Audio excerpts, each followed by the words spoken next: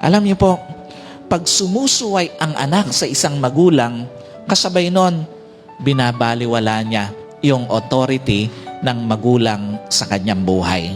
Tandaan nyo sa mga anak, once na sinusuway mo ang mga payo, mabubuting payo ng magulang mo sa'yo, hindi ka lang sumusuway.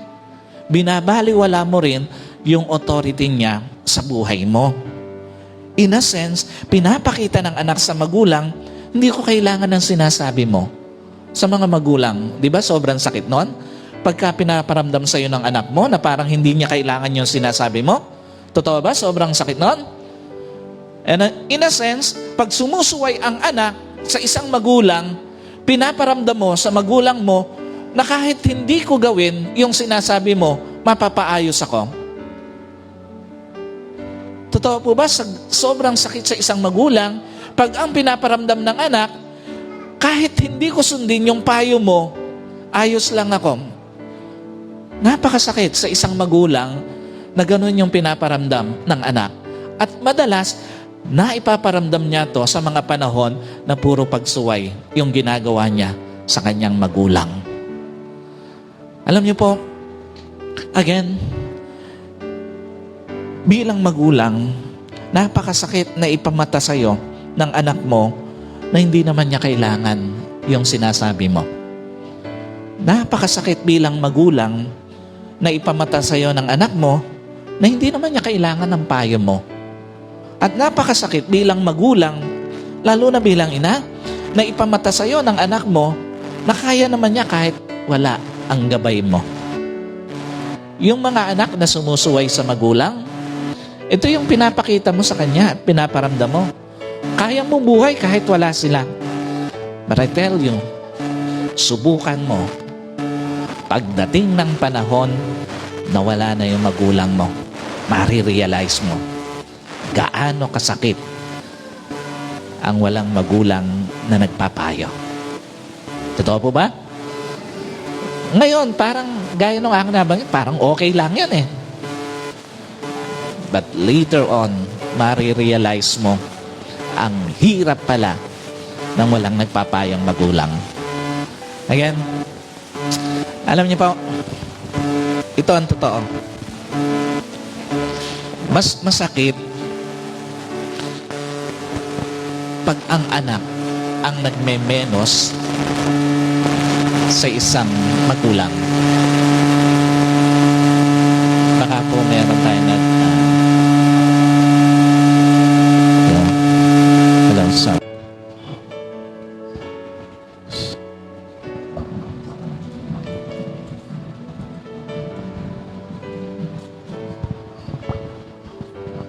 Hello, sound check. Alam niyo po, again,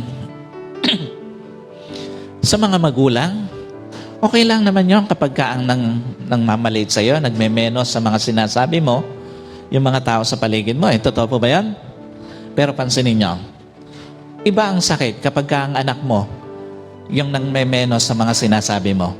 Iba ang sakit kapag ka yung anak mo, ang nagbabaliwala sa sinasabi mo. Totoo po ba yan? Yung sabihan ka o yung magsabi ka sa ibang tao ng ganito o ganon, hindi pinansin, baliwala naman sa atin yun eh. Pero subukan mo, sa anak mo sabihin yung mga bagay na mabubuti pero binabaliwala, ang lalim ng sakit sa atin bilang magulang. Alam niyo po, mas masakit kasi pag ang anak ang nagmamaliit sa pagkatao ng isang magulang.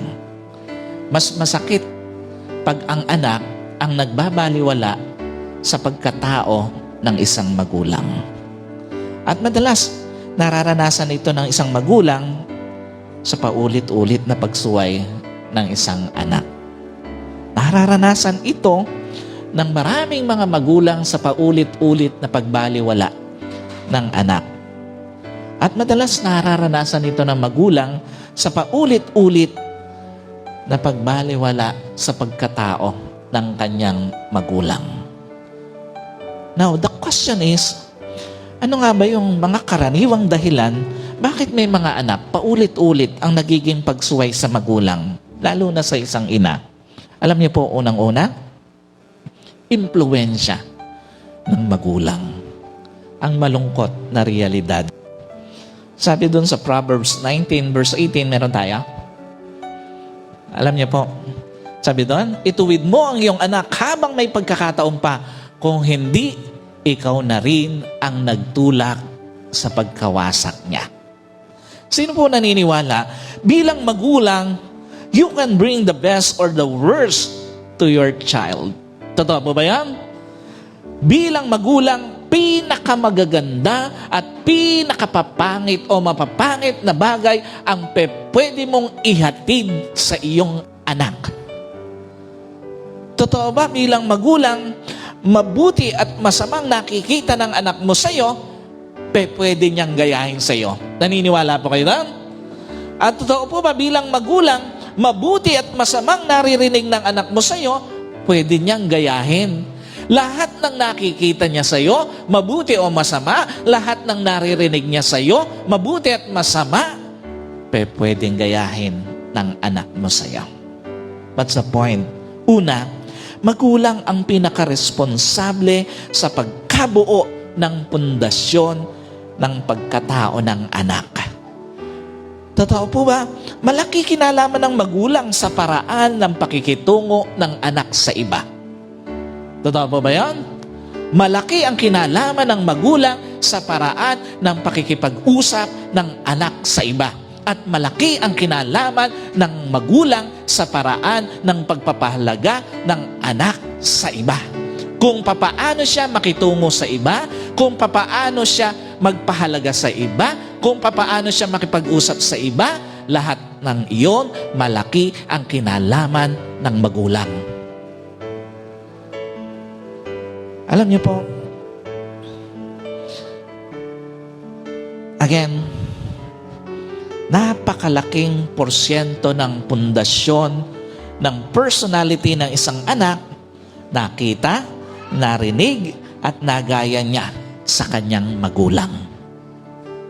Kaya nga kung mabuting nakikita ng anak mo sa iyo bilang magulang, bubuo ito sa iyong anak. Kung mabuti naririnig ng anak sa magulang, bubuo ito sa anak. At kung mabuti nagagaya ng anak sa magulang, bubuo ito sa anak. Pero anumang pangit na nakikita, naririnig at nagagaya ng isang anak sa magulang, sisira sa kanya. Ikalawa, anumang pinagpalibang pagtutuwid ng magulang sa anak, hindi na mahahabol. Sa lahat po ng mga magulang, tandaan nyo, pag ang bata hindi mo hinubog habang bata, hindi mo na ito magagawa pagtanda niya. Gaya po ng madalas na sinasabi ng mga matatanda, ang kawayan kailangang hutukin hanggat bata pa. Dahil pag ito'y matanda na, mababali na pag hinutok mo. Napakaganda yung pananaw ng mga nakakatanda sa atin. At gaya po ng sinasabi ng ating text, supilin mo ang iyong anak habang may pag-asa pa. Yung mga maling ginagawa ng anak mo ngayon, huwag kang matakot na itama. Kasi, mas mabuti na maitama mo na siya ngayon kesa pagsisihan mo sa bandang huli na hindi mo tinama ang iyong anak at napariwara ang kanyang buhay.